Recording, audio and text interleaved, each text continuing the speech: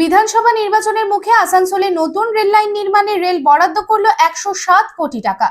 আসানসোলের কথা মাথায় রেখে অনুমোদিত হলো এই রেল প্রকল্প। রেল মন্ত্রক জানিয়েছে, পূর্ব রেলের আওতাধীন কালীপাহাড়ি বাইপাস লাইনের অনুমোদন দেওয়া হয়েছে। প্রায় 4.75 কিলোমিটার এই বাইপাস রেল লাইন তৈরিতে বরাদ্দ হয়েছে 107 কোটি 10 লক্ষ টাকা। এই বাইপাস লাইন তৈরি হবে দুটি জোনের মধ্যে।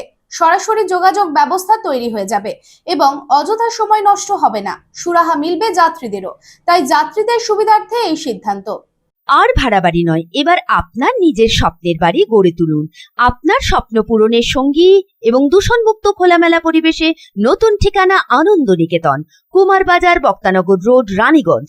এখানে রয়েছে 2 এবং 3 BHK অ্যাপার্টমেন্ট।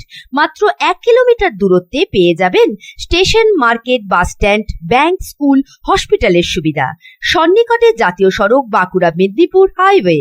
থাকছে ব্যাংকিং লোনের সুবিধা। তাই দেরি না করে আজই যোগাযোগ করুন 9933370401, 9333107047।